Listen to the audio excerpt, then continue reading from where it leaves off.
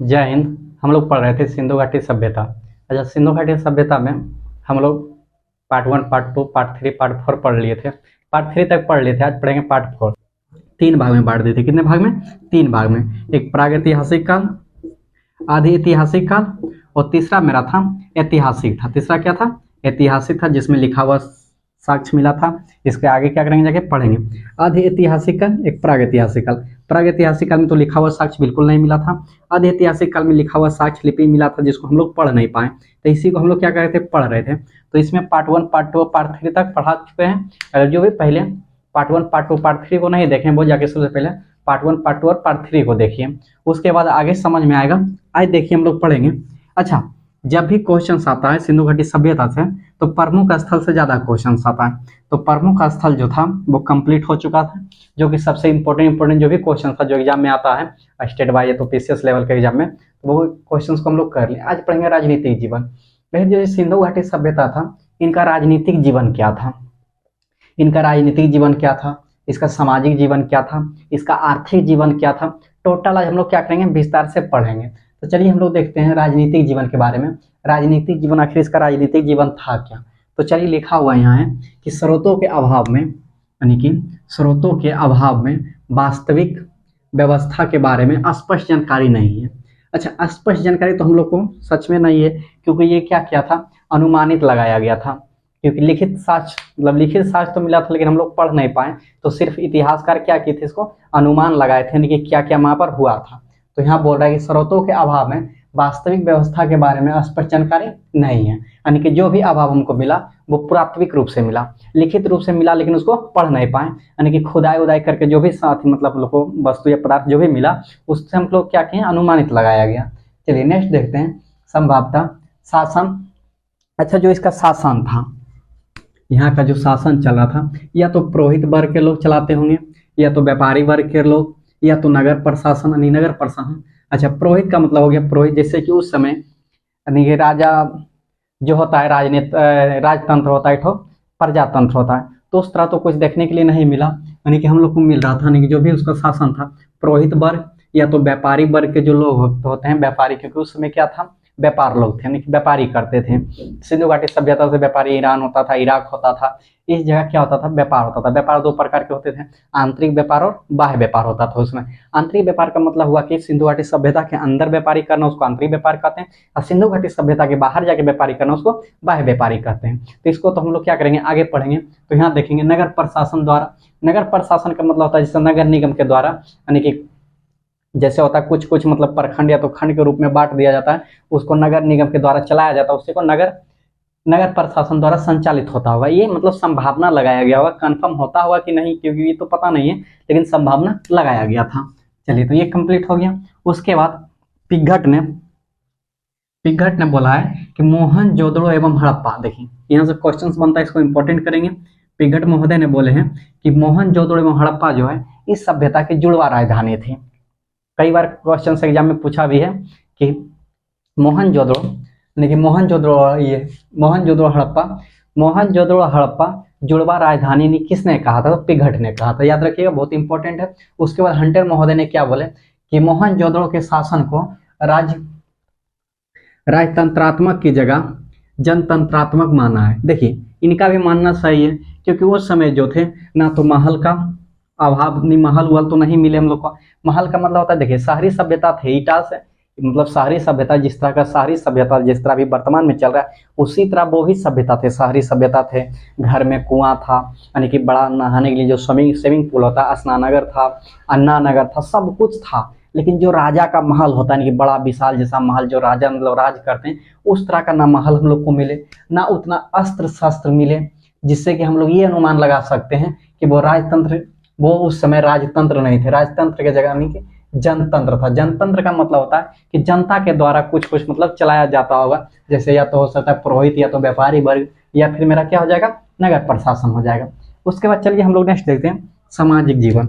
अच्छा, उनका सामाजिक जीवन क्या रहता होगा उस समय, क्योंकि अभी से लेकर 5-10 हज़ार पहले ये जो सिंधु घाटी सभ्यता की खोज हुई, उस समय का सामाजिक जीवन क्या होता होगा। तो सामाजिक जीवन के बारे में हम लोग पढ़ते हैं, तो सामाजिक जीवन के बारे में बोल रहा है कि समाज की सबसे छोटी इकाई परिवार होती है। अच्छा, सही बात है, समाज की जो सबसे छोटी इकाई होता है उसको क्या कहते हैं, परिवार कहते हैं। देखिए, अगर एक इंसान कोई है तो एक इंसान को परिवार नहीं कहेंगे, अगर एक इंसान से 2 इंसान हो गया तो उसको एक छोटा सा क्या बोल सकते हैं, परिवार कह सकते हैं। अब एक इंसान से 2 इंसान हुआ, 2 इंसान से 3-4 इंसान हो गए, मतलब एक छोटा सा क्या हो गया, परिवार हो गया।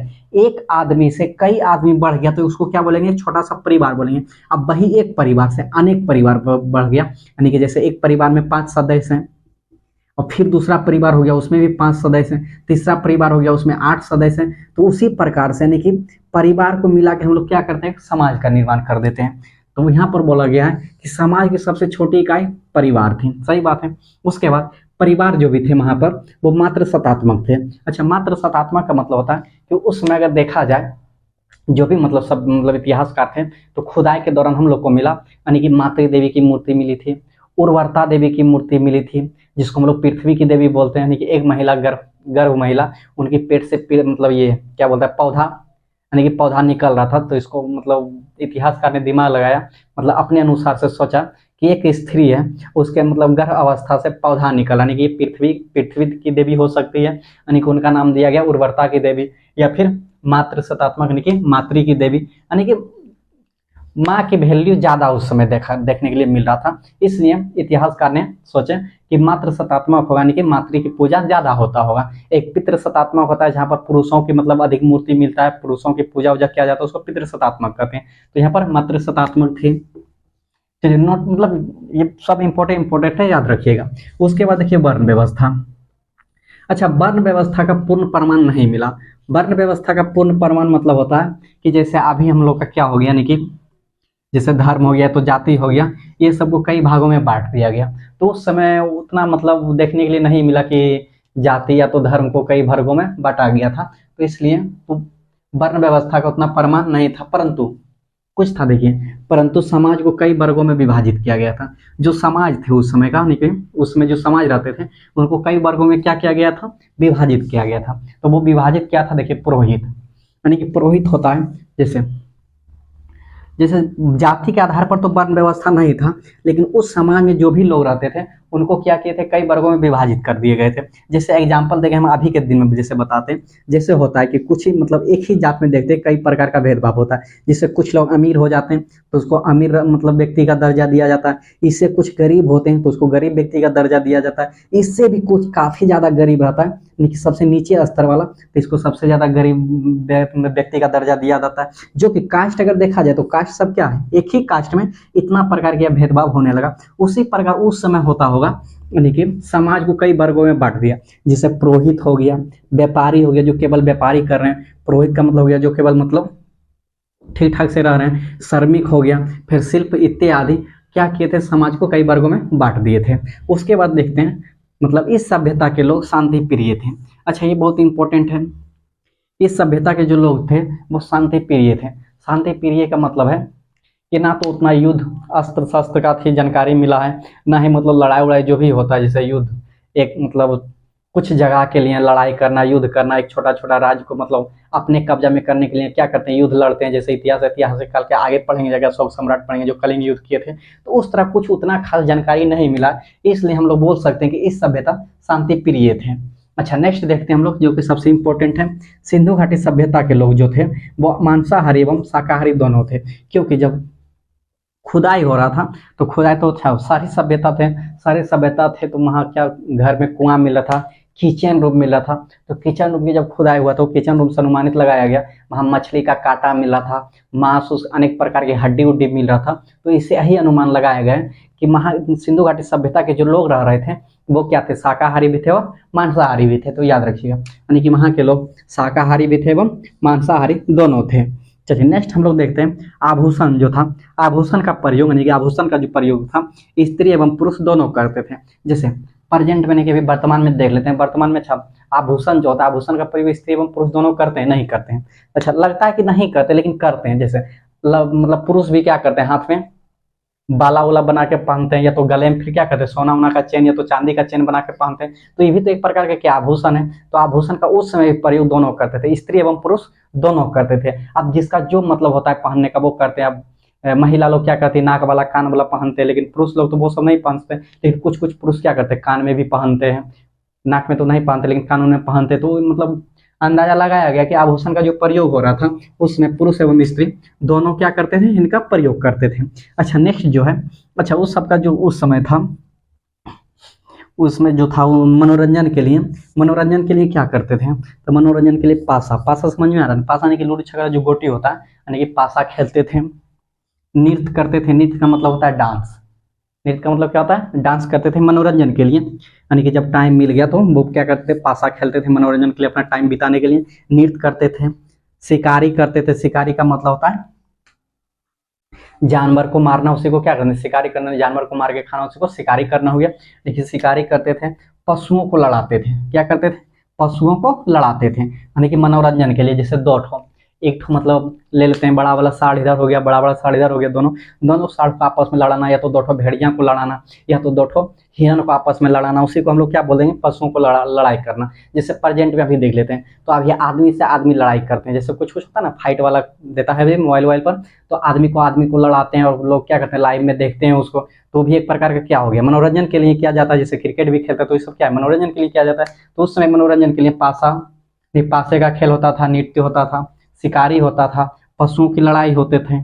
उसके बाद हम लोग देख लिए राजनीतिक जीवन में उनका राजनीतिक क्या था, समाज जीवन में वो रहते कैसे, उनका समाज क्या था वो हम सब देख लिए अच्छा से।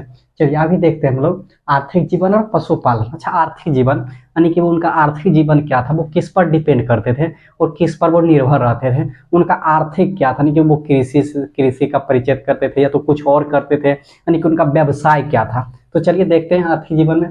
तो आर्थिक जीवन में जो सबसे इंपॉर्टेंट सबसे महत्वपूर्ण है वो कृषि, क्या पर निर्भर करते थे वो कृषि पर वो निर्भर करते थे। अच्छा जुताई, कृषि में वो जुताई का मतलब होता है खेत जो जुता हुआ था उसी को जुताई बोलेंगे। बुआई मतलब जो कृषि को लगाते हैं उसी को बुआई बोलेंगे। और जो कृषि को मतलब पटाते उठाते हैं, जो कृषि का पटवन होता है उसी को सिंचाई कहते हैं। तो जुताई का मतलब जुताई से वो परिचित थे, क्योंकि आगे हम लोग पढ़ रहे थे नेक्स्ट वाली वीडियो में कि एक मिला था हल, मिला था मिट्टी का हल मिला था। तो मिट्टी का हल क्रिकेट खेलने के लिए नहीं मिला होगा, उसको कृषि में उपयोग लाने के लिए मिला था। तो इसलिए वो कृषि से मतलब जुताई से वो क्या थे परिचित थे। तो जुताई समझ में आ गया, जुताई से परिचित से कृषि लगाने के लिए जुताई करता है कि खेत हो गया, खेत में सबसे पहले हम क्या करेंगे जुताई करेंगे, क्योंकि मिट्टी को मतलब उलट पुलट करने की क्रिया को ही जुताई कहते हैं। अच्छा जुताई जब हो गया तो इसमें हम लोग क्या करेंगे, जो भी अनाज उसमें लगाते थे, जैसे गेहूं जो लगा रहे हैं तो गेहूं लगा रहे हैं तो गेहूं को इसमें क्या करते थे रोपते थे या तो छिटते थे, तो उसी को हम लोग बुआई कहेंगे। और जब ये अनाज को लगा दिए तो इसको आगे बढ़ाने पौधा को बड़ा करने के लिए इसको पटवन करते थे, वही पटवन को सिंचाई करते थे। तो जुताई बुआई सिंचाई सभी विधि से वो क्या थे परिचित। याद रखिएगा वो सिंधुवासी जो थे वो जुताई बुआई और सिंचाई तीनों से वो क्या थे परिचित थे। चलिए नेक्स्ट देखते हैं हम लोग जो सबसे इंपॉर्टेंट है, देखिए बहुत इंपॉर्टेंट है, यहाँ से क्वेश्चन आता है एग्जाम में।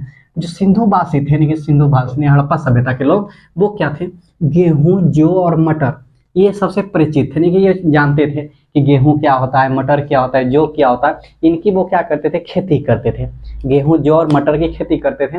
लेकिन कहीं कहीं कुछ कुछ जगह से हम लोग को क्या हुआ चावल भी मिले, तो चावल का भी खेती करते थे, क्योंकि चावल का भूसा भी मिला था हम लोग का। तो चावल का भूसा मिला, चावल मिला, तो इससे यही मतलब इतिहासकार अंदाजा लगा सकते हैं कि बहुत कम मात्रा में चावल मिला था। तो चावल से परिचित थे वो लोग, यानी कि सिंधुवासी लोग चावल से परिचित थे लेकिन बहुत कम मात्रा में मिला, इसलिए इससे अंदाजा ही लगाया जाता है कि बहुत कम परिचित थे। तो समझ में आ गया वो क्या थे चावल से बहुत कम परिचित थे। चलिए नेक्स्ट हम लोग देखते हैं जो सबसे मोस्ट इंपोर्टेंट थे, यानी कि सिंधुवासी या तो हड़प्पावासी लोग, सिंधुवासी लोग गन्ना और रागी से परिचित नहीं थे। कई बार एग्जाम में पूछा है, पीसीएस लेवल स्टेट लेवल का भी एग्जाम में यहाँ से क्वेश्चन आया कि सिंधुवासी के लोग यानी कि कौन सा अनाज से परिचित नहीं थे, तो वो सब गन्ना और रागी से परिचित नहीं थे। अच्छा गन्ना और रागी से परिचित नहीं थे, इसका मतलब हुआ है कि जो खेती होता था सिंधुवासी के लोग जो खेती करते थे वहां पर हम लोग का प्रमाण गन्ना और रागी का नहीं मिला है। तो इससे यही अंदाजा लगाया जा सकता है कि गन्ना और रागी से परिचित नहीं थे। चलिए नेक्स्ट देखते हैं सबसे इंपॉर्टेंट है पशुपालन। आखिर पशुपालन क्या होता है, तो पशुपालन मतलब वो कौन सा पशु को पालते थे, उनका प्रमुख पशु कौन था, यानी कि सबसे प्रिय पशु कौन था, वो कौन कौन पशु के बारे में जानते थे। तो चलिए आइए देखते हैं हम लोग। अच्छा, पशुपालन जो है, पशुपालन में प्रिय पशु है, क्या है, प्रिय पशु। तो प्रिय पशु में आता है कुबड़ वाला साढ़, आता है क्या आता है, कुबड़ वाला साढ़। तो कुबड़ वाला साढ़ से परिचित है, कुबड़ वाला साढ़ हो गया, गाय हो गया, घोड़ा हो गया।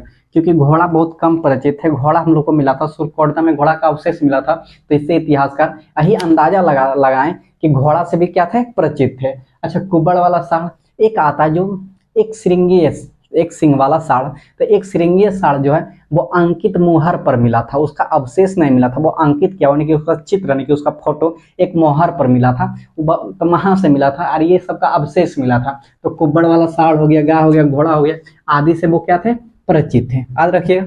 उसके बाद उद्योग में आएंगे, कहाँ आएंगे, उद्योग। देखिए सबसे इंपॉर्टेंट है, उद्योग का मतलब होता है वो किस चीज से परिचित थे, मतलब कौन कौन सा चीज जानते थे वो बनाने के लिए।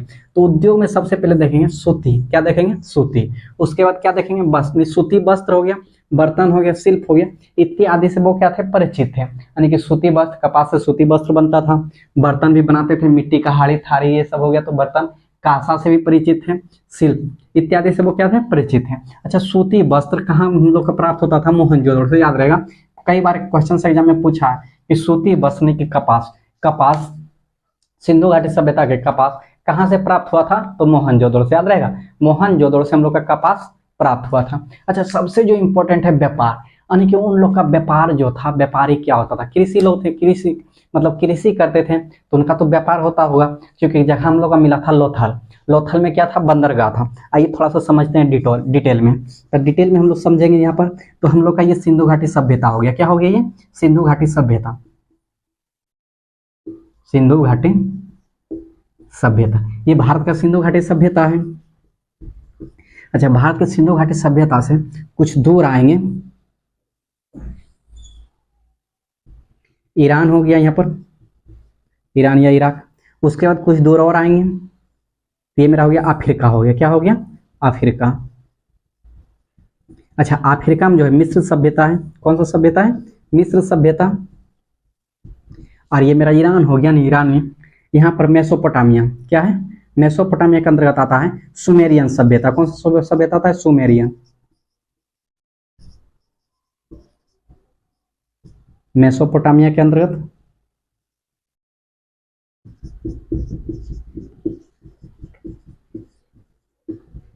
मेसोपोटामिया के अंतर्गत आता है सुमेरियन सभ्यता।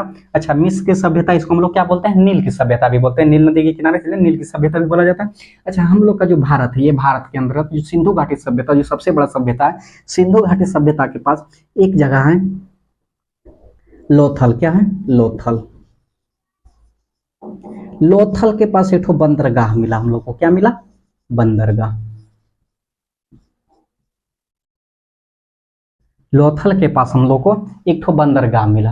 अब देखिए, व्यापार हम लोग पढ़ना है, इसलिए व्यापार को हम लोग क्या करेंगे, डिटेल में जानेंगे, पूरा विस्तार रूप से कि व्यापार होता क्या था, उस समय व्यापार कहाँ कहाँ होता था। तो व्यापार जो था, ये हम लोग का सिंधु घाटी सभ्यता हो गया। थोड़ा सा आगे आएंगे, ईरान, ईरान के पास हम लोग का सुमेरियन, मेसोपोटामिया के अंतर्गत एक सभ्यता आता है जिसका नाम है सुमेरियन सभ्यता है। उसके आगे आएंगे तो मिस्र की सभ्यता, इसके और आगे जाएंगे तो चीन की सभ्यता आता है हम लोग का। अच्छा, ये जो मिस्र की सभ्यता है, सुमेरियन सभ्यता है, और हम लोग का सिंधु घाटी सभ्यता जिसको हड़प्पा सभ्यता भी कहते हैं। तो यहाँ से बंदरगाह जो था हम लोग का, लोथल के पास एक बंदरगाह मिला। तो बंदरगाह तो क्रिकेट खेलने के लिए तो नहीं मिला होगा, या तो वहां पर बैठ के खाना खाने के लिए तो नहीं मिला होगा बंदरगाह।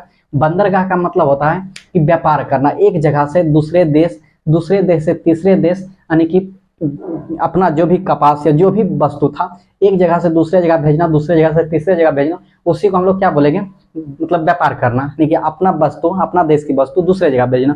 तो हम लोग का जो बंदरगाह था, तो बंदरगाह से जो व्यापार होता था, ये व्यापार होता था सुमेरियन सभ्यता के पास होता था, नहीं सुमेरियन सभ्यता के मेसोपोटामिया के अंदर जाता था, या फिर मिस्र सभ्यता के पास जाता होगा। यहाँ से व्यापार सुमेरियन सभ्यता के पास जाता होगा। यहाँ भी कुछ कुछ न क्या होगा, मतलब बंदरगाह मिला होगा। सुमेरियन सभ्यता का कहाँ जाता होगा, मिस्र सभ्यता के पास। अच्छा, यहाँ से मिस्र सभ्यता के बाद जो भी मतलब व्यापार होता था वो कहाँ होता था, हम लोग का सिंधु घाटी सभ्यता में होता होगा। सुमेरियन सभ्यता जो भी व्यापार था हम लोग का कहाँ होता था, यहाँ पर सिंधु घाटी सभ्यता में होता था। यानी कि एक जगह से हम लोग का जो व्यापार होता था वो सुमेरियन सभ्यता से होता होगा, या तो फिर मिस्र सभ्यता से होता होगा, दोनों सभ्यता से होता होगा। तो वही व्यापार हम लोग पढ़ेंगे। तो व्यापार जो हम लोग का होता था मुख्य देश से, तो वो क्या था, यानी कि व्यापार जो हम लोग का होता था वो मुख्य पश्चिम एशिया से होता था। कहाँ से होता था? पश्चिम एशिया, मध्य एशिया, ईरान से होता था और अफगानिस्तान से होता था। अच्छा, एक्चुअली में तो व्यापार तो होता था। क्या होता था उसमें? व्यापार तो होता था, लेकिन उस समय सिक्का नहीं था। क्या था? सिक्का नहीं था। जैसे अभी मार्कर को लेने जाते हैं तो ये मार्कर के लिए क्या करते हैं? 25 से 30 रुपया देते हैं, तब जाके हम क्या करता था? मार्कर देता था। तो उस समय तो पैसा था नहीं, तो हम लोग वस्तु को लेते कैसे था? तो वस्तु विनिमय था। क्या था उस समय? वस्तु विनिमय। वस्तु विनिमय का मतलब होता है एक वस्तु को देना और दूसरे वस्तु को लेना। जैसे आप लोग के पास मानते हैं कॉपी है। क्या है? कॉपी या किताब है। तो हमको आपका कॉपी या तो किताब लेना है और आपको मार्कर लेना है, तो हम मार्कर आपको देंगे और आप हमको बदले में क्या दीजिएगा? कॉपी दीजिएगा। यानी कि एक वस्तु को दे रहे हैं, दूसरा वस्तु को ले रहे हैं, उसी को वस्तु विनिमय बोलते हैं। तो उस समय तो मुद्रा नहीं था ताकि हम पैसा को देंगे और क्या करेंगे? कुछ को लेंगे। तो उस समय कृषि जो होता था, गेहूं होता था, नील की खेती होता था, तो गेहूं देता था, गेहूं के बदले में नील लेता था, नील देता था, नील के बदले में क्या होता था? गेहूं लेता था, क्योंकि मोहनजोदड़ो से नील उल की भी खेती होती थी उस समय। अच्छा, यहाँ देखते हैं फिर वस्तु विनिमय था उस समय, मुद्रा नहीं था। तो समझ में आ गया? तो व्यापार उस समय कैसा होता था? वस्तु विनिमय व्यापार होता था, यानी कि वस्तु को देना और दूसरे वस्तु को लेना। चलिए नेक्स्ट देखते हैं हम लोग। अच्छा, नेक्स्ट जो हम लोग का है निर्यात है। अच्छा, जो मतलब अथी होता था, उसमें व्यापार होता था। तो व्यापार दो प्रकार का होता था, एक निर्यात होता था, एक आयात होता था। तो निर्यात का मतलब होता है कि हम लोग का जो सभ्यता था उस समय, सिंधु घाटी सभ्यता, यहाँ से जो भी वस्तु है वो दूसरे जगह जाता था, उसी को हम लोग क्या कहते थे? निर्यात। और जो दूसरे जगह से हम लोग के पास आता था उसको हम लोग क्या कहते हैं? आयात बोलते हैं। तो कुछ मतलब व्यापार जो होता था वो बाह्य व्यापार होता था और आंतरिक व्यापार होता था। आंतरिक व्यापार का मतलब हुआ कि हम लोग का जो सिंधु घाटी यानी सिंधु सभ्यता है, तो सिंधु सभ्यता के अंतर, अब सिंधु सभ्यता तो एक जगह है नहीं, कई जगह कई क्षेत्र में वो विस्तारित है। तो एक जगह से दूसरे जगह यानी कि अपना ही सभ्यता के अंदर व्यापार करना, उसको हम लोग क्या बोलेंगे? आंतरिक व्यापार बोलेंगे। और अपना सभ्यता से दूसरा सभ्यता में व्यापार करना, उसको बाह्य व्यापार कहेंगे, यानी कि उसको निर्यात भी बोल सकते हैं। तो चलिए देखते हैं। तो निर्यात जो होता था वो सूती वस्त्र का होता था, हाथी का दांत होता था, क्योंकि लोथल के प्रश्न लोग का हाथी का दांत का प्रमाण भी मिला था, और लकड़ी का व्यापार होता था। और आयात जो होता था, तो चलिए आयात में देखते हैं क्या क्या। तो चांदी कहाँ से आता था? तो ईरान और अफगानिस्तान से आता था। कहाँ से आता था? ईरान और अफगानिस्तान से। अच्छा, टीन जो है, क्योंकि कच्छ सिंधु घाटी सभ्यता नहीं, सिंधु सभ्यता जो है वो कच्छ युगीन सभ्यता था, तो कांसा का भी वहां परिचित थे वो लोग। जो सिंधु घाटी सभ्यता थे, सिंधुवासी लोग थे, वो कांसा से क्या थे? परिचित थे। कांसा का दर्पण को भी रखते थे, यानी कि कांसा का यूज करते थे। जो कांसा बनता था वो तांबा प्लस टीन को मिला के बनते थे। तो तांबा और टीन का भी, क्योंकि तांबा और टीन कहाँ से निर्यात होते थे? तो अफगानिस्तान से होते थे टीन का निर्यात। और तांबा जो है वो तांबा खेतड़ी कहाँ पड़ता है? राजस्थान पड़ता है। तो ये अंदर आंतरिक व्यापार हो गया, यानी कि तांबा कहाँ से होता था? खेतड़ी से होता था। उसके बाद लाजबार जो है ये मेसोपोटामिया यानी कि सुमेरियन सभ्यता से होता था, ये मेसोपोटामिया के अंदर से। तो इतना व्यापार होता था। अच्छा, लास्ट जो हम लोग का बच गया धार्मिक जीवन। आखिर उनका धार्मिक जीवन क्या था? वो कौन सा भगवान को मानते थे, किनकी पूजा करते थे, और इतना बड़ा जो सिंधु घाटी सभ्यता, जो इतना विशाल सभ्यता है, इसका पतन आखिर कैसे हो गया, इनका अंत कैसे हो गया, ये सब जो हम लोग जानेंगे वो नेक्स्ट वीडियो में जानेंगे। चलिए, थैंक यू।